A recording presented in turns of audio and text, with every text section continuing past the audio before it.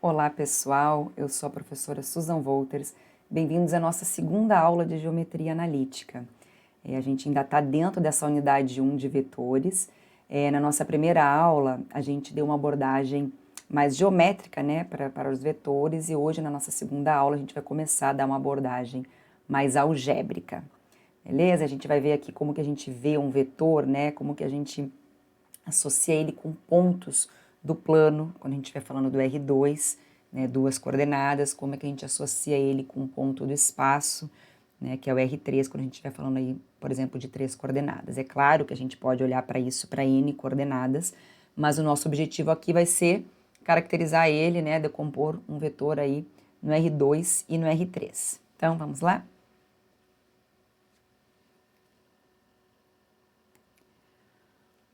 Bom, então como eu falei para vocês, a gente vai falar de vetores no plano e no espaço. Inicialmente, vamos falar da decomposição no R2, que é o plano. Bom, só uma observação aí que tá escrita aí para vocês, né, que dois vetores quaisquer, eles são sempre coplanares, porque vocês podem imaginar quaisquer dois vetores no plano. Desculpa, né, quaisquer dois vetores aí. Se eles não forem coplanares, basta vocês pegarem um representante deles de tal forma que eles sejam coplanares. Por isso que aí tem essa afirmação, né, de que dois vetores quaisquer V1 e V2 vão ser sempre coplanares. Então, feita essa observação, vamos seguir aqui. Bom, então, como, né, aqui eu estou representando eles aqui, ó, um V1, tá, e o nosso V2, observe o seguinte, a 1V1 tem a mesma direção de V1, óbvio, né? Se eu multiplicar um vetor por um número A1, é óbvio que ele só vai se modificar aqui no tamanho, né? Se for um A1 positivo, vai aumentar, né? Na mesmo sentido aqui do nosso vetorzinho, e se for um número negativo, vai na mesma direção, porém sentido oposto. Mas então a gente está olhando aqui que a 1V1 tem a mesma direção do nosso V1, é o que interessa agora, e que o A2V2, que é esse cara aqui, ó, também tem a mesma direção do V2. Então, eles têm a mesma direção. É claro que o sentido vai depender do sinal desse A1 e esse A2. Se o sinal for positivo, vai ter a mesma direção e mesmo sentido. Se o sinal for negativo, vai ter a mesma direção, porém, sentido oposto. Então, como A1 e V1 tem a mesma direção de V1 e A2V2 tem a mesma direção de V2, então o vetor, quando a gente fizer aqui, ó, o A1V1 mais o A2V2, ele será um vetor representado no mesmo plano de V1V2, como a gente pode olhar aqui nessa nossa ilustração, ó. Aqui a gente tem o nosso A1V1, o nosso A2V2, e aqui está o nosso vetorzinho soma A1V1 mais A2V2. Então, claro que isso é verdade para quaisquer dois números reais que a gente pegue A1 e A2. Reciprocamente, ou seja, né, todo vetor que a gente pegar no plano V1, V2, ele também vai poder ser escrito dessa forma aqui, ó, como sendo A1, V1 mais A2, V2. Né? Pega um vetorzinho qualquer no plano aqui. Vai ser um A1, V1, claro que é um pouquinho maior aqui, né? Desculpa, o 1V1 estava aqui embaixo, né? Mais o nosso A2V2. E assim por diante, ou seja, independente de quem sejam essas constantes A1 e A2, a gente consegue, né, dado qualquer vetor aí, escrever ele dessa forma aqui. A1V1 mais A2V2. Bom, por que a gente está falando disso? Porque a gente quer falar aqui de uma combinação linear, ou seja, definir. Se um vetor V ele é representado dessa forma, A1V1 mais A2V2, a gente fala que V é uma combinação linear de V1 e de V2. Uma outra definição que a gente quer ver aqui é essa seguinte, ó, que qualquer par de vetores V1 e V2 não colineares é chamado aí de uma base do nosso plano. E aí, agora, eu vou falar um pouquinho para vocês aqui esse assunto base, essa disciplina, esse tema, né? Vocês vão ver numa disciplina, veriam, né? Quem faria uma sequência aí, né, de álgebra linear, em linear 2, nos cursos de matemática, isso costuma se ver num curso de álgebra linear 2. Então lá, se alguém já estudou base em algum lugar, né, sabe que quando a gente fala de base, a gente está falando de um conjunto de geradores, né, do meu espaço vetorial aí, no caso, um plano, o espaço próprio R3, enfim, depende de onde a gente vai estar trabalhando. Então, assim, lá a gente precisa, né, que esses vetores gerem todo mundo, ou seja, que cada vetor que a gente tome possa ser escrito como uma combinação linear desses elementos da base e que esses vetores sejam linearmente independentes. Aqui, para o nosso curso, a gente vai estar só interessado em falar de uma base específica, que é a base canônica, por isso que esse tópico entrou aqui, essa definição, tá? Mas a gente não vai se aprofundar, a gente não vai demonstrar que um conjunto é uma base ou não para o R2 e para o R3. A gente vai só citar esses conceitos para a gente poder falar da base canônica, que é para a gente conseguir explicar aí, enfim, uma outra forma da gente representar a forma analítica aí de um vetor. Então, só essa observação aí para a gente poder seguir aqui. Então, qualquer par de vetores V1 e V2 não colineares, ele é chamado base do plano. Existe uma infinidade de bases para o plano XY, tá? Porém, uma delas é particularmente importante, que é a base canônica, que é uma base formada por vetores representados por segmentos orientados com origem em O, né, no 0, 0, e a extremidade esses daqui, o 1, 0 e o 0, 1. Então, deixa eu ver se já está aqui na sequência. Não está aqui, então vou botar aqui para vocês. Então, na verdade, quando a gente está falando do plano, né, a gente está olhando lá para o plano cartesiano mesmo. Então, a gente olha para esse pontinho aqui, ó, que tem 1, 0, e para esse pontinho aqui que tem coordenadas 0, 1. A gente está falando da base canônica como sendo esses vetores aqui, ó, representados por esses segmentos. Ó. Então, a gente está falando desse vetor e desse, nada além disso, ok? E aí, é claro que qualquer vetor que a gente pegue aqui no nosso plano, por exemplo, esse daqui, ele pode ser escrito como uma combinação linear desses vetores aqui, claro, né, como a gente falou ali inicialmente, multiplicados aí por constantes A1 e A2, ou seja, combinação linear desses dois vetores aí. Bom, esses vetores da base canônica, então esse cara aqui, ele é simbolizado, muitas vezes ele é chamado de I, e esse carinha aqui, o 0, 1, chamado de J, tá? Eles são ortogonais, dá para ver aqui, né? O ângulo entre eles é de 90 graus, e a norma deles é igual a 1, ou seja, eles têm tamanho de uma unidade. É fácil visualizar também. Qualquer vetor V do plano, ele pode ser escrito como combinação linear dos vetores da base canônica, né, desses elementos da base canônica. Portanto, aqui, inicialmente, eu vou só colocar essa representação aqui para vocês. Ó. Estamos pegando um vetor qualquer, ok? E eu estou dizendo que ele é como uma combinação linear desse I e desse J que a gente acabou de citar ali. Ó, vamos ver por quê. Lembra que lá a gente tinha colocado A1 e A2? Quando a gente estiver falando da base canônica, essas coordenadas que aparecem ali na frente são exatamente as coordenadas do nosso vetor. Por quê? Porque quando a gente vai multiplicar um número por 1, vai ficar o próprio número, né? E a mesma coisa vai acontecer quando a gente pegar lá o 0 e 1. Vai dar 0 e vai dar 1. Então, não vai alterar. Vou botar aqui um exemplinho para vocês. Por exemplo, ó, imaginem, pessoal, que a gente estivesse falando desse vetor aqui, ó. O V é igual, vocês podem fazer isso para qualquer um aí, tá? Por exemplo, 3, 5. Então, eu afirmei para vocês que ele poderia ser escrito como uma combinação linear, tanto do 1, 0 quanto do 0, 1. Então, olha só, eu precisaria descobrir quem que vai na frente do 1, 0 e quem que vai na frente do 0, 1 para poder escrever o meu V, que é o 3, 5. Vou até botar aqui de novo, ó. 1, 0 mais 0, 1. Olha, por quem que eu tenho que multiplicar 1, 0 para aqui dar 3? Vai ter que ser o próprio 3. Por quem que eu tenho que multiplicar o 0, 1 para aqui, na segunda coordenada, aparecer o 5? É o próprio 5. Por isso que aqui apareceu esse x e o y. Então, quando eu pegar um vetor, né, xy, e eu quiser escrever ele como combinação linear dos vetores da base canônica, os elementos, os numerozinhos que aparecem na frente na combinação linear, ou seja, na frente do 1, 0 e do 0, 1, são exatamente as coordenadas do vetor, exatamente o meu x e o meu y aí. Por isso que aqui, quando a gente começou a falar qualquer vetor do plano pode ser escrito como combinação linear dos elementos da base canônica, e eu já escrevi aqui a combinação linear do I e do J, na frente apareceu o x e o y, ok? Não mais o A1 e o A2 que a gente tinha colocado quando a gente definiu combinação linear. Bom, e a gente fala que x e y, então, são as coordenadas ou componentes de V. O vetor xi é a projeção ortogonal de V sobre I, ou sobre o eixo x, e o yj é a projeção ortogonal de V sobre J, ou, né, sobre o eixo AY. Bom, aí, pessoal, a gente pode olhar, inclusive, Aqui a gente pode fazer um exemplinho. Eu vou pegar um só para ficar com as coordenadas menores. Eu vou pegar aqui um V, por exemplo, se ele fosse 2, 1, tá? Então, imagine que a gente está falando desse cara aqui, ó, tá? 2, 1. Eu sei que eu já estou indo lá na frente, né, botando a representação dele. Mas a gente está falando deste carinha aqui, ó, tá? O X é 2 e o Y aí é 1. Então, olha só, o 2i, vou até botar de outra cor aqui, ó, porque aqui não tá falando que é o xi.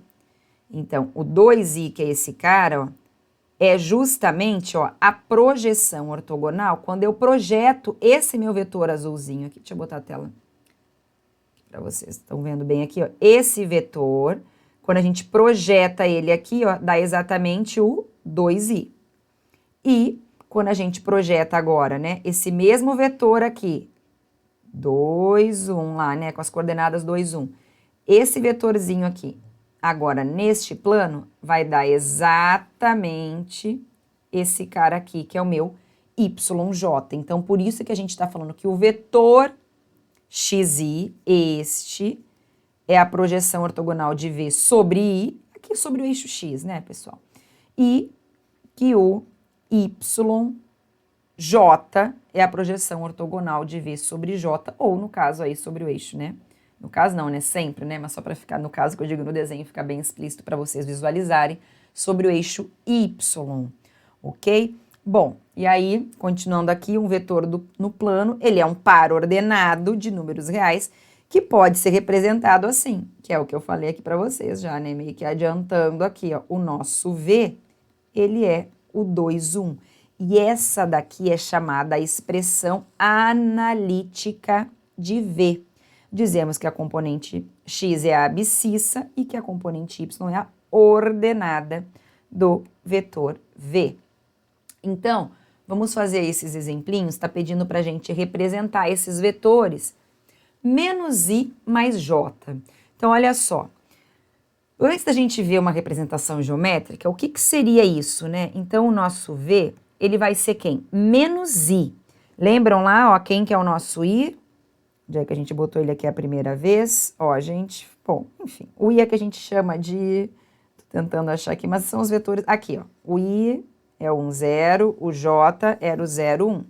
Então, só para vocês saberem de onde é que eu tô tirando isso, tô botando menos I, o I é o 1, 0, mais o J, que é o 0, 1. Então, se a gente fosse fazer isso daqui ia ficar menos 1, 0, né, que esse menos aqui vai trocar o sinal desses elementos, mais 0, 1. Ou seja, quando agora eu somar, aqui, pessoal, a gente está fazendo soma de pares ordenados do plano, tá? Quando eu estou olhando para essa representação analítica, né, do meu I como sendo 1, 0 e do J como sendo 0, 1, na hora de eu fazer a soma, vocês podem fazer a soma, né, devem, né, como a gente fazia de pontos do plano mesmo, é coordenada a coordenada, X com X, ou abscissa com abscissa, Y com Y, ordenada com ordenada, que é o que eu estou fazendo aqui.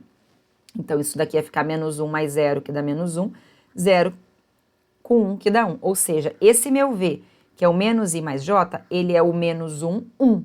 Então, se a gente quisesse representar num plano aqui, né? Então, menos 1 no X, 1 no Y. Esse cara aqui, esse vetor, seria o menos I mais J.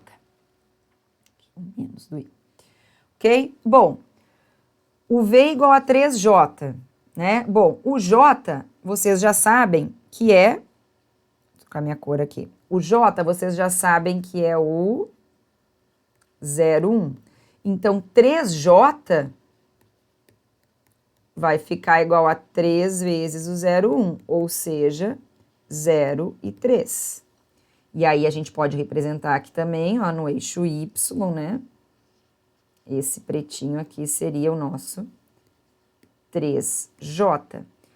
O menos 5i seria menos 5, 1, 0, que vai ser o menos 5, 0. Então, claro, né, um vetor na mesma direção aqui do i. O i seria esse, porém, sentido oposto, né? Então, ele vai vir lá para a esquerda, o nosso menos 5i. Tudo bem? Então, isso é só para vocês entenderem que esse I e esse J, na verdade, a gente está associando aí com esses pontos do plano, 1, 0 e 0, 1, que são pontos, né? E quando a gente olha ali para os vetores, 1, 0 e 0, 1, importantíssimos, porque eles são a base canônica do plano. Qualquer vetor que a gente pegue no plano pode ser gerado por esses dois, né? Ou seja, é uma combinação linear desses dois vetores. Bom, as operações, então, com os vetores aqui do plano é super fácil. Por quê? Porque uma vez que a gente sabe como é que são as coordenadas dele, é fácil, basta a gente somar. Eu, inclusive, já fiz aqui, né? Quando eu fiz isso daqui com vocês, eu já estava somando os vetores aí no plano, mas vamos lá. Então, a gente define o seguinte aqui. Dois vetores vão ser iguais? C e somente C, é claro, né? É a mesma coisa quando que dois pontos são iguais. As abscissas forem iguais, as ordenadas forem iguais, ou seja, x1 igual a x2 e y igual a y2. Bom, e a soma de U com V como é que é feita? x1 mais x2, y1 mais y2. Produto por escalar, ou seja, por um número. Como que a gente faz? A gente simplesmente multiplica, se fosse uma distributiva mesmo, né? Entra multiplicando cada um dos elementos do meu vetor U. Então, observem que eu já tinha feito isso aqui no nosso primeiro exemplo ali no 1.1. Eu já tinha meio que usado essas propriedades, que já está na veia mesmo, né? Como é que a gente soma pontos, né? Coordenada por coordenada, primeira com a primeira, segunda com a segunda, no caso aí de R2. Vamos só fazer esse exemplinho aqui, né? Já que eu usei as propriedades antes da gente ter falado delas, agora a gente falou, vamos na sequência correta aí. Então, dados esses vetores U e V, está pedindo para calcular U mais V e 2U. Bom, então, U mais V, basta a gente fazer o 4,1 mais o 2,6, e aí a gente soma a primeira coordenada com a primeira do segundo vetor, 4 mais 2, 6, a segunda com a segunda, 1 mais 6, 7, eis aqui a soma 1 mais V. 2U é a multiplicação por escalar, então 2 que multiplica o 4,1, 2 vezes 4, 8, 2 vezes 1, 2. Bom, na sequência aqui a gente tem algumas propriedades de operações com vetores, né? Então, dados 3 vetores quaisquer aí, e A e B números reais, a gente tem que vale a comutatividade, então, tanto faz somar o com V ou V com U. Essas propriedades aí, pessoal, eu vou só citá-las porque elas são facilmente verificadas, tá? Vocês podem pegar exemplos numéricos, vocês podem pegar um exemplo genérico, né, para poder realmente provar, ou faz aí com um númerozinho para vocês só visualizarem e verem que, de fato, essas propriedades aqui, elas são bem intuitivas. Mas, de qualquer forma, só para colocar aqui o que eu estou dizendo para vocês, é o seguinte, né? Então, por exemplo, se vocês quisessem, vamos provar que, de fato, essa 1 aqui, apesar de parecer super natural que isso aconteça, nessa comutatividade, que isso, de fato, é verdadeiro. Então, vocês considerem lá 1, a gente aqui está ainda no plano, né, como sendo x1, y1, e um v como sendo x2, y2. Ora, quem que é U mais V? É x1 mais x2, y1 mais y2. Bom, como a gente aqui está com números reais, né, é óbvio que x1 mais x2, porque os números reais, a soma é comutativa, eu posso escrever isso aqui como sendo x2 mais x1, e aqui eu posso escrever como sendo y2 mais y1. Só que isso daqui é exatamente V mais U. Então, é claro, né, como eu falei para vocês, era bem intuitivo e bem direto, que essa propriedade comutativa é verdadeira.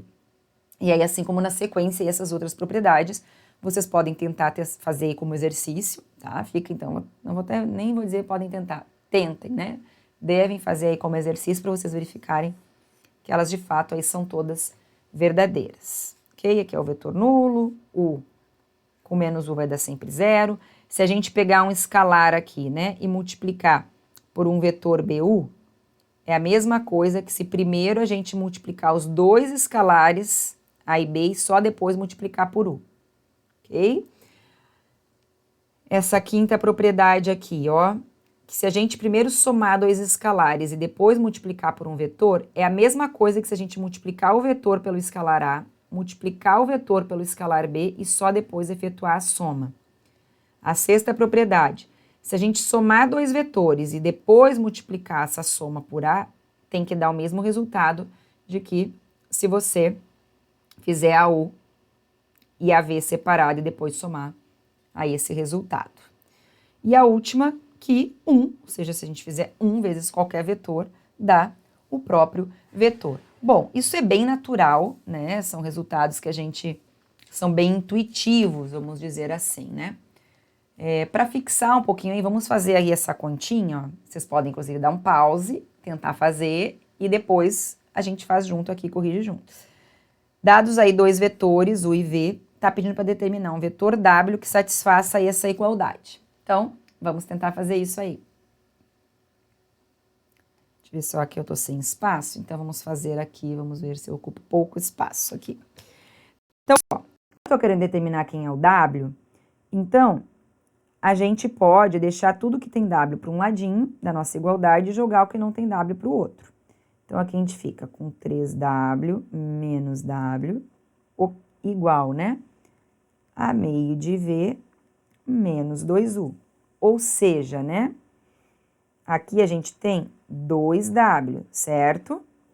Bom, 2W igual a meio de V menos 2U. Observem que esse 2 que está multiplicando W deveria passar para cá dividindo, né? Mas dividir por 2 é a mesma coisa que multiplicar por 1 meio. Então, é o que eu vou fazer aqui, tá? Na hora de isolar o W, ó, eu vou passar esse 2 como lá para o outro lado, ó, 1 meio que multiplica meio de V menos 2U. Bom, é um escalar, a gente pode fazer aqui a distributiva. Isso daqui vai dar 1/4 de V, certo? Menos U. Então, o W, ele é 1/4 de V menos U. Aí, basta a gente substituir. Deixa eu só botar de outra cor aqui, já que eu não tô com uma outra página aqui pra gente fazer. Só a continuação aqui, tá? Então, isso daqui vai ficar W igual a 1/4 de V. 1/4 de V, mas o nosso V, ele é menos 2 e 4. Menos o U, que é 3 e menos 1. Bom, multiplicação aqui por escalar. Aqui vai ficar menos 1 meio, aqui vai ficar 1. Mais, vou botar aqui, né? Esse menos vai trocar o sinal ali. Menos 3 e 1. E aí, a gente pode somar agora a primeira coordenada com a primeira, menos meio, menos 3, que vai dar menos 7 meios, e 1 com 1, que vai dar 2. Então, esse daí é o nosso W, certo? Então, só o que a gente fez foi isolar, e aí usar essa propriedade aí que a gente acabou de ver, né, da operação escrivetor, de multiplicação por escalar, como que a gente soma, usamos as propriedades aí, utilizamos para poder fazer esse exemplo, beleza? Vamos seguir aqui, então. Bom, já, pessoal, que a gente falou da decomposição no R2, e como eu falei no início da aula para vocês, que aqui a gente vai estar interessado, né, nessa representação analítica aí dos vetores no R2 e no R3. Lembrando que pode ser até Rn, vai valer a mesma lógica.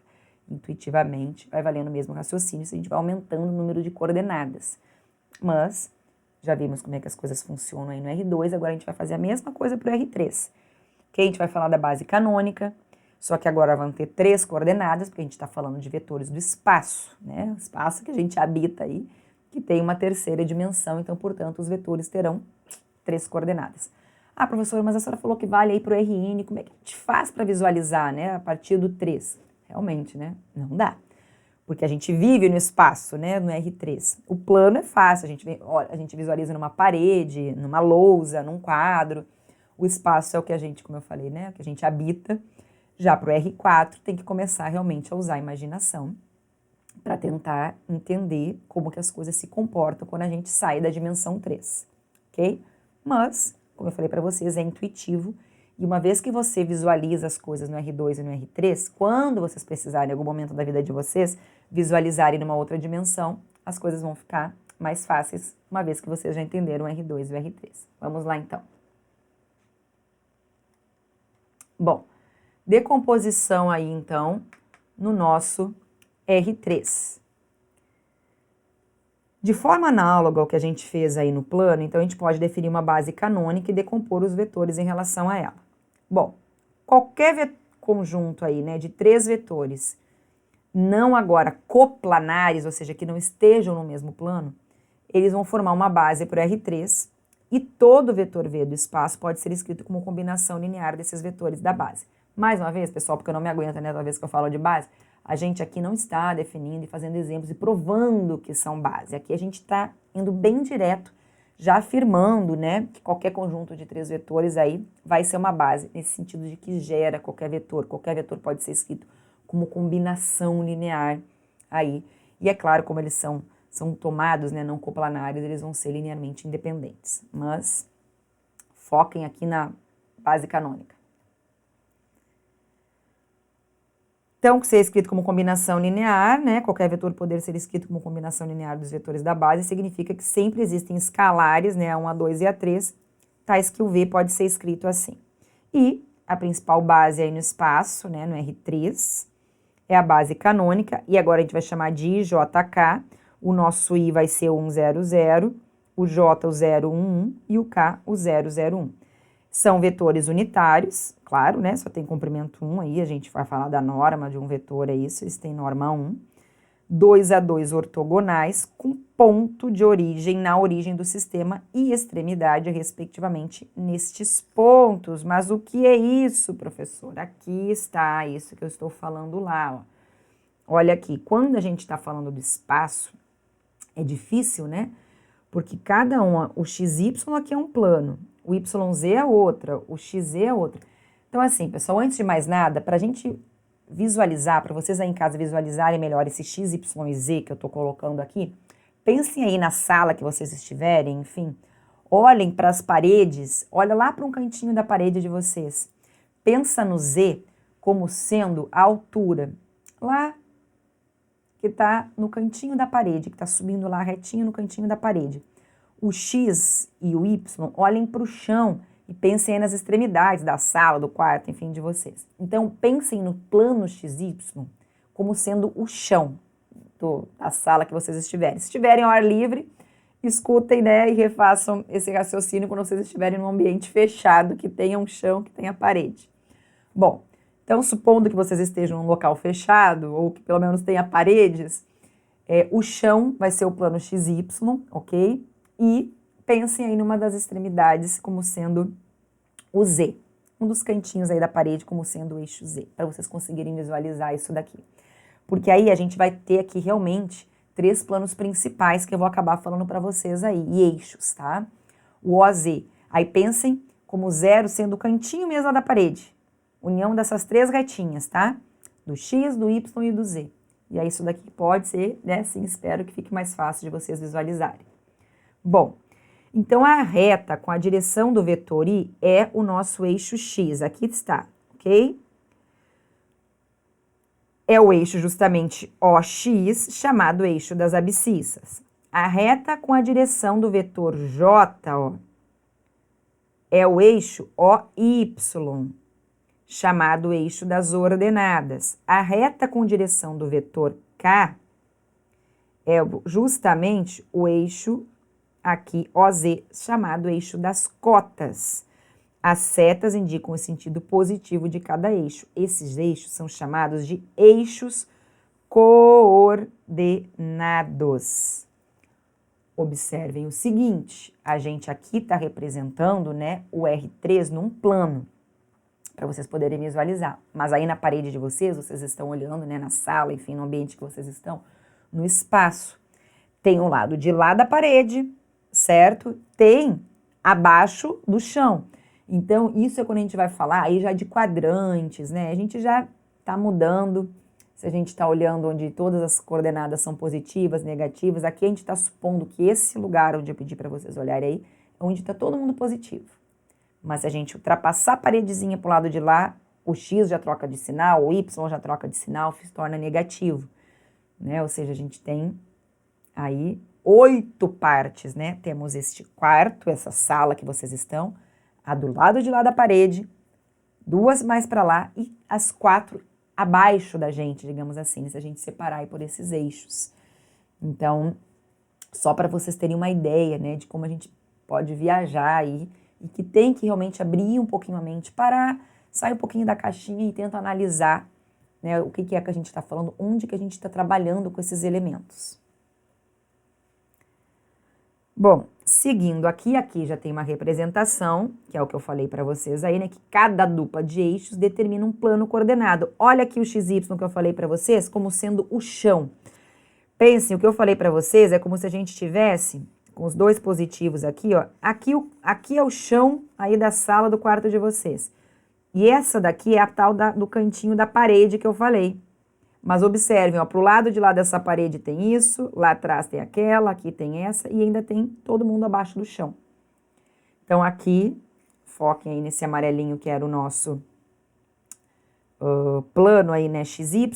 Ó, o plano XZ, esse daqui, e o plano YZ. Agora a gente tá pegando o eixo Y e o eixo Z.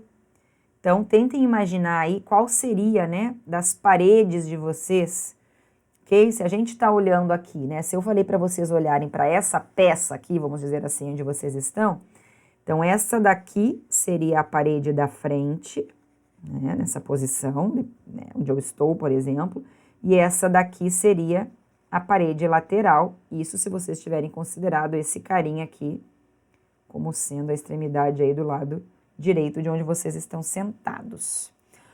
O espaço cartesiano R3, ele fica definido pelo conjunto de todos os pontos. A gente pode escrever o R3 como sendo todos os pontos da forma XYZ, onde cada um desses números aí é um número real. O X, essas variáveis, né? X, Y e Z, são números reais. Bom, se a gente quer marcar um ponto qualquer aí no espaço, por exemplo, aqui, ó, o 3, menos 2 e 4, como que a gente faz? Inicialmente, a gente marca o ponto considerando o Z, como se fosse, né, o Z aí, pessoal, como se a gente olhasse de novo para essa sala, como se fosse a altura. Então, a gente vai olhar para o pontinho lá no chão primeiro, ou seja, lá no plano XY, e depois a gente só sobe a altura, só sobe a terceira coordenada, que seria correspondente ao Z.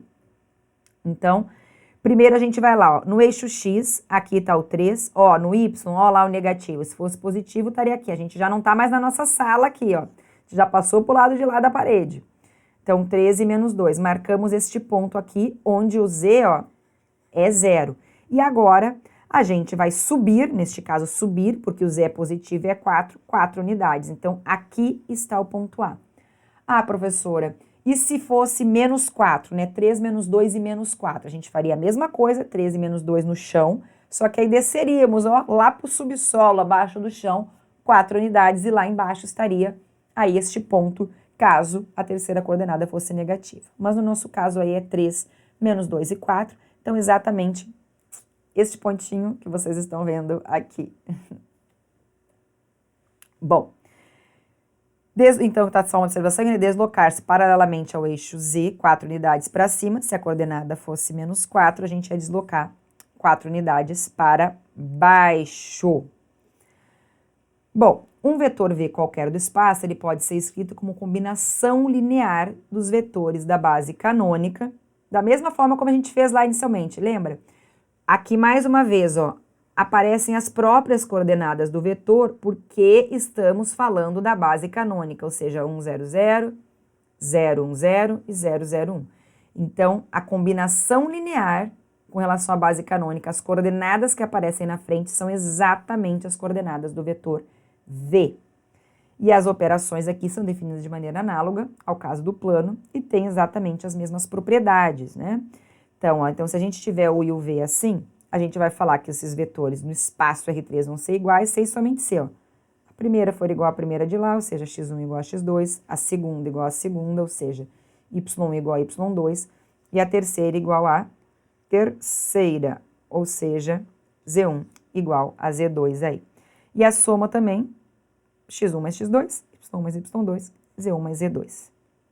Produto escalar, esse A entra multiplicando cada um dos elementos lá das coordenadas do meu vetor U.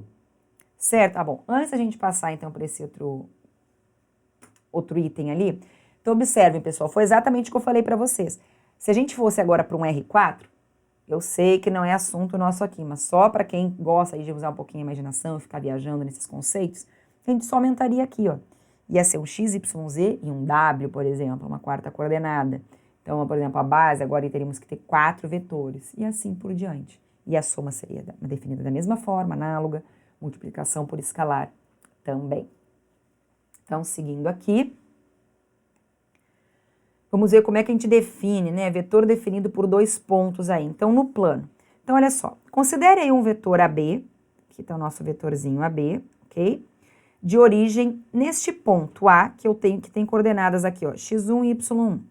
E extremidade final em B, que tem coordenadas x2 e y2. Para indicar as coordenadas do vetor AB, vamos observar o seguinte, ó.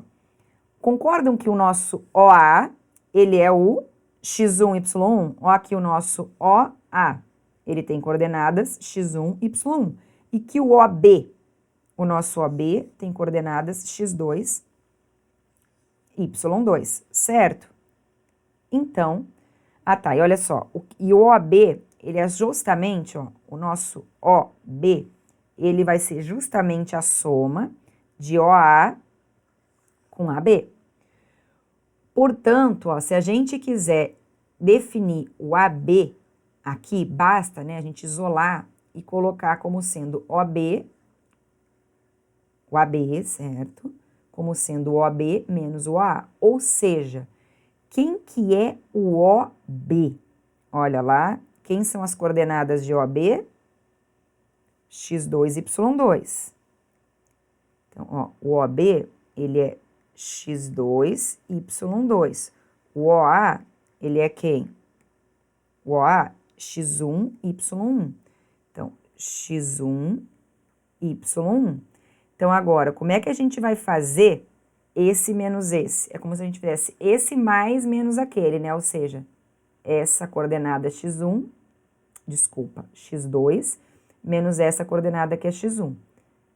y2, menos essa coordenada que é, aqui era o O e a y1, né? Deixa eu até confirmar aqui. y1, eu que copiei errado lá, y2. y1. Então, o AB, ele nada mais é do que x2 menos x1, y2 menos y1. Então, esse nosso AB aqui, ele é x2 menos x1, y2 menos y1. Então, como é que a gente faz para definir um vetor que está aí determinado aí por 2 pontos AB? Então, o vetor AB, ele vai ser dado por essa forma, x2 menos x1, y2 menos y1. E, portanto, né, justamente para fazer jus a isso daqui, né, para lembrar dessa definição, é comum usar essa notação, AB como sendo B menos A. Ok? Simples assim.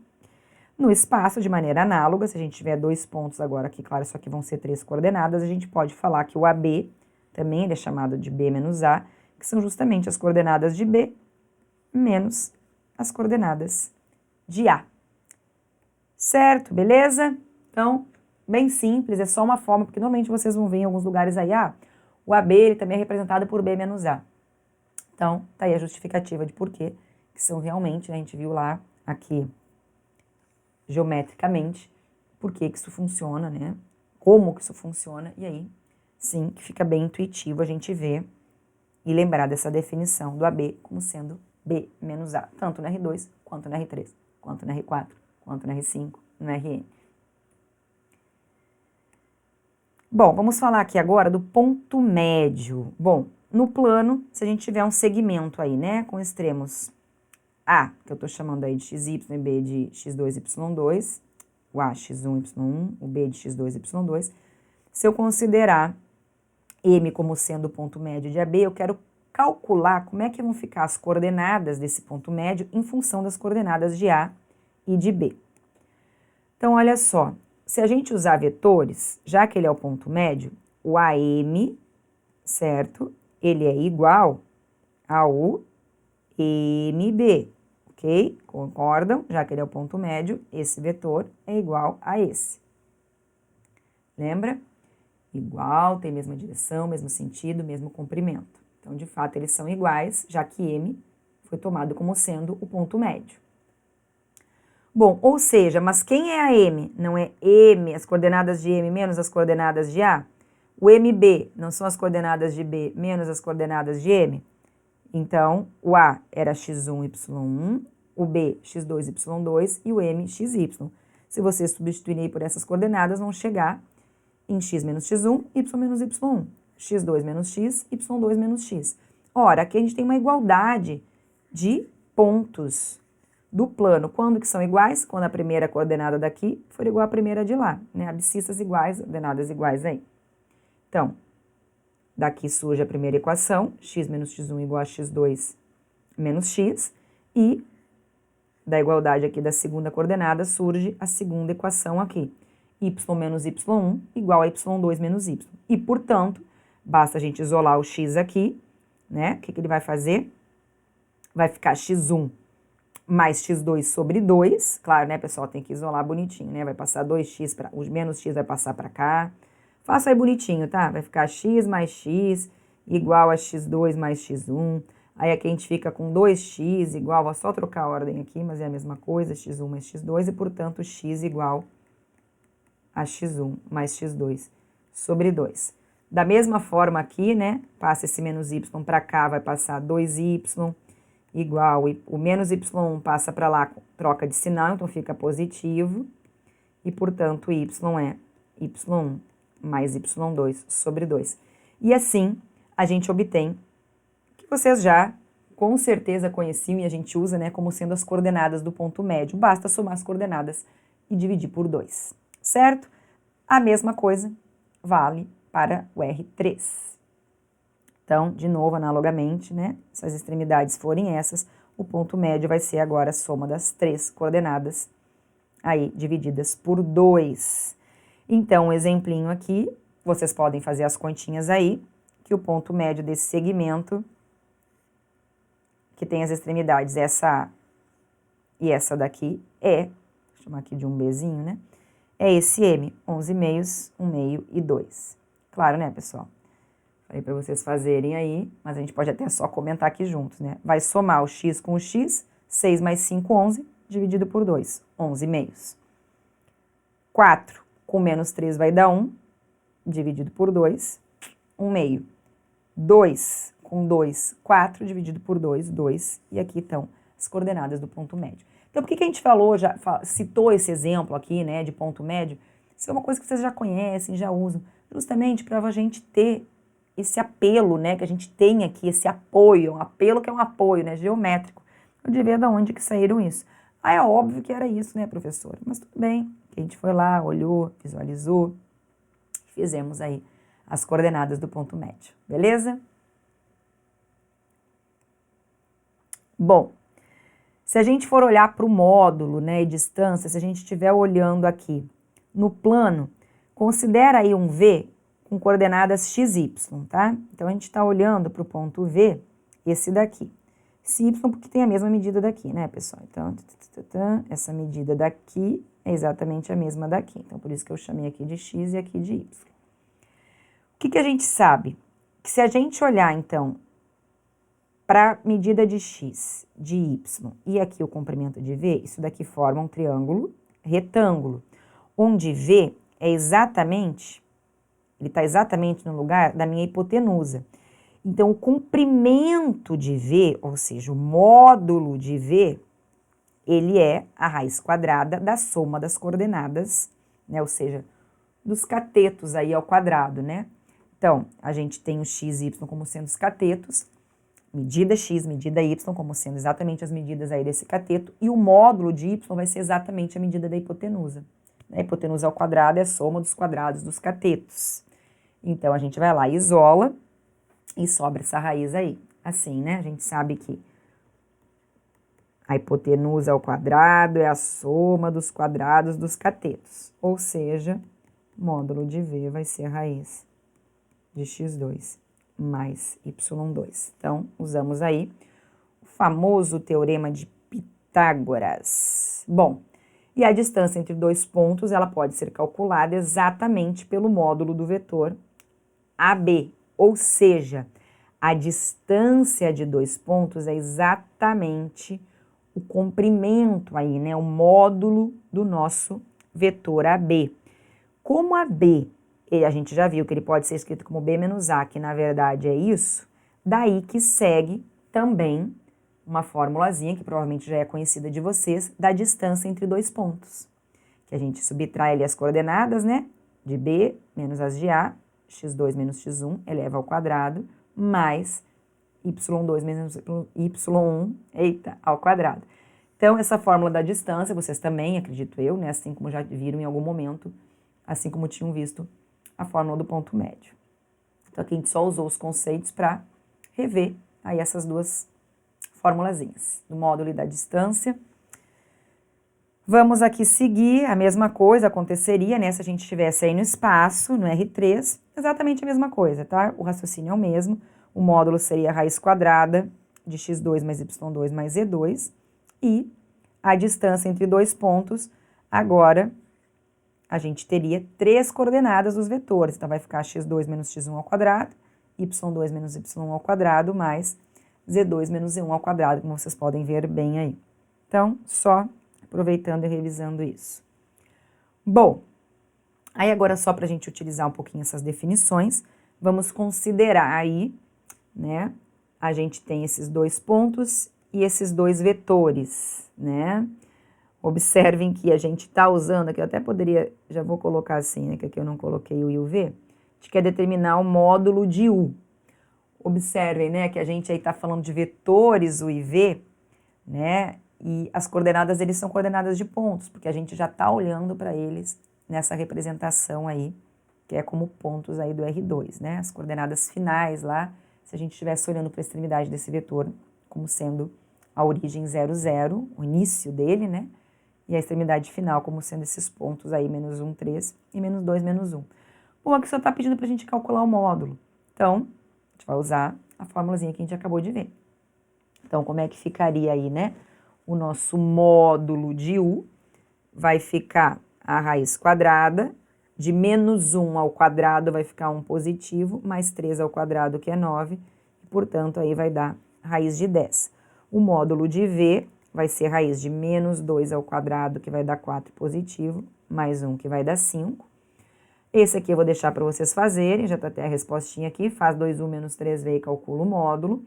E a mesma coisa, eu vou deixar para vocês fazerem aí a distância de AB, que já está com a resposta aqui, e aí basta vocês olharem a formulazinha da distância que a gente viu. Vamos fazer juntos? Esse é encontrar o versor desse nosso vetor. Lembram ainda o que é o versor de um vetor? É um vetor que está na mesma direção, no mesmo sentido, porém que ele é unitário. Então, lembra, dado um vetor, como é que a gente faz para encontrar o versor dele? Basta pegar o vetor e dividir pelo seu módulo. Então, para a gente achar o versor desse V, a gente primeiro tem que calcular o módulo de V e dividir. Ou, no caso, né, multiplicar aí por 1 sobre o seu módulo. Então, o que é isso que eu falei? Isso daqui. Se o V é esse, tá aqui. Quem que é o módulo de V? Raiz quadrada de 2 ao quadrado, que é 4, mais 1 ao quadrado, mais menos 2 ao quadrado, que é 4, que vai dar a raiz de 9, que é 3. Portanto, para eu ter o versor de V, tá assim, 2 pontinhos, basta eu pegar V e multiplicar por 1/3, ou seja, né, dividir aí pelo seu módulo, que é multiplicar por 1/3. Então, vai ficar 2/3, ó, o vetor era esse, 2/3, 1/3 e menos 2/3. Se quiser conferir, que de fato esse vetor aí é o versor, né, bom, que ele tá na mesma direção, tá, porque a gente multiplicou o vetor por 1/3, né, então continua na mesma direção, no mesmo sentido.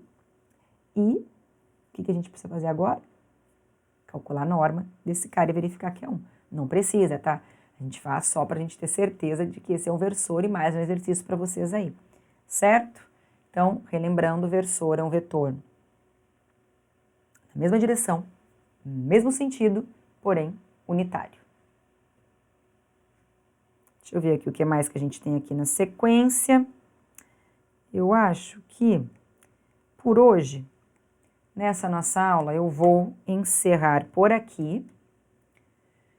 Espero que vocês tenham gostado, que aí tem bastante coisinha, já vai ter lista de exercícios para vocês fazerem dessa parte.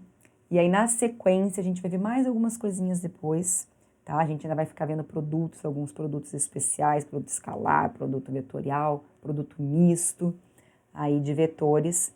Mas por hoje é isso, por esta aula é isso. Espero que vocês tenham gostado e até a próxima.